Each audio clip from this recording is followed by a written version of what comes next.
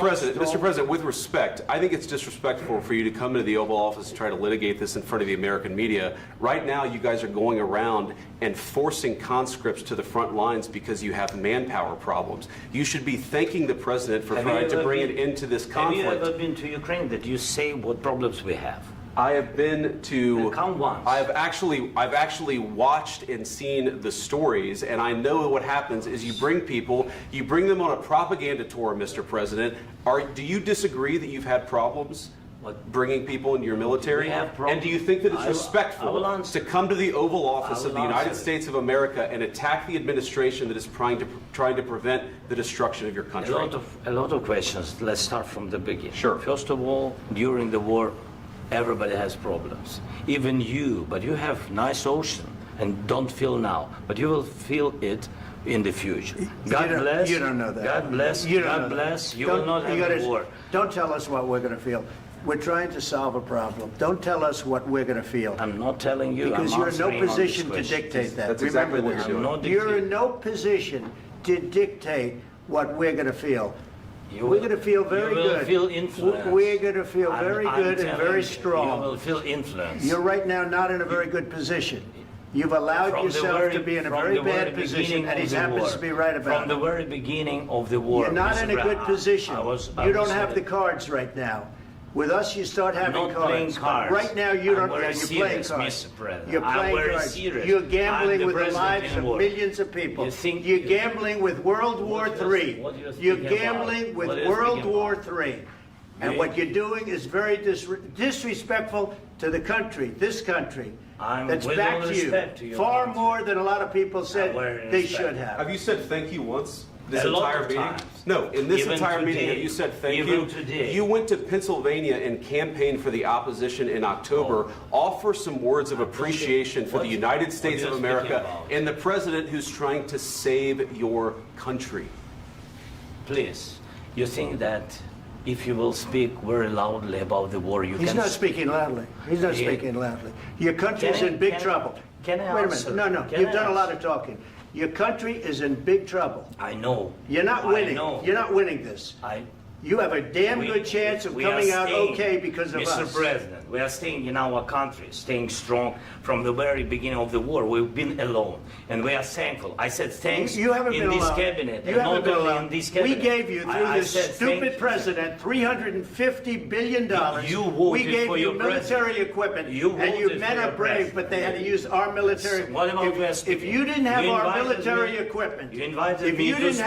military equipment, this war would have been over in 2 weeks. In 3 days. I heard it from Putin. In 3 days. This is something maybe new. Less. In 2 weeks. Of course, yes. It's going to be a very hard thing to do business like this. Again, I tell you, just say thank you. I said a lot of times to American people. Accept that there are disagreements, and let's go litigate those disagreements rather than trying to fight it out in the American media when you're wrong. We know that you're wrong. But you see, I think it's good for the American people to see what's going on. I understand, sir. I think it's very important. That's why I kept this going so long. You have to be thankful. You don't have the cards. You're buried there. Your people are dying. You're running low on soldiers. Listen, you're running low on soldiers. It would be a damn good thing. And then you tell us, I don't want a ceasefire. I don't want a ceasefire. I want to go, and I wanted this. Look.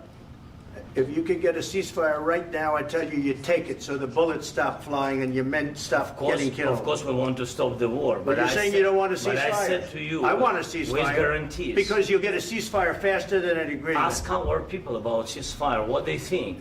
That wasn't with me. That wasn't with me. That was with a guy named Biden, who was not a smart person. That was with Obama. It was your president. Excuse me. That was with Obama, who gave you sheets, and I gave you javelins. Yes. I gave you the javelins to take out all those tanks. Obama gave you sheets. In fact, the statement is, Obama gave sheets and Trump gave javelins. You got to be more thankful, because let me tell you, you don't have the cards. With us, you have the cards. But without us, you don't have any cards. One more question to Mr. Vice President. I'm sorry. It's going to be a tough deal to make, because the attitudes have to change. What if Russia breaks ceasefire? What if Russia breaks peace talks? What do you do then? I understand that it's a heated conversation right now. What are you saying? She's asking, what if Russia breaks the ceasefire? What if anything? What if a bomb drops on your head right now? Okay? What if they broke it? I don't know. They broke it with Biden because Biden, they didn't respect him. They didn't respect Obama. They respect me. Let me tell you, Putin went through a hell of a lot with me. He went through a phony witch hunt where they used him and Russia. Russia. You ever hear of that deal? That was a phony Hunter Biden, Joe Biden scam. Hillary Clinton, Shifty Adam Schiff. It was a Democrat scam. And he had to go through that. And he did go through it. We didn't end up in a war. And he went through it. He was accused of all that stuff. He had nothing to do with it. It came out of Hunter Biden's bathroom. It came out of Hunter Biden's bedroom. It was disgusting.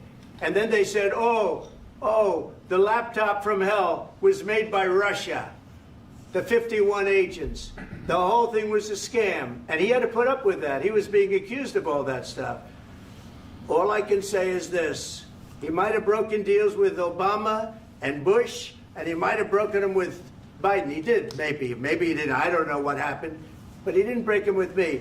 He wants to make a deal. I don't know if you can make a deal. The problem is, I've empowered you to be a tough guy. And I don't think you'd be a tough guy without the United States. And your people are very brave. But you're either going to make a deal or we're out. And if we're out, you'll fight it out. I don't think it's going to be pretty, but you'll fight it out. But you don't have the cards. But once we sign that deal, you're in a much better position. But you're not acting at all thankful. And that's not a nice thing. I'll be honest, that's not a nice thing. All right, I think we've seen enough. What do you think? Huh? This is going to be great television, I will say that. All right. We'll see what we can do about putting it together. Thanks. And I need the back of this. We'll see. I don't know. Guys, come on. Wait. Hey, let's go. Guys, come on. Let's move.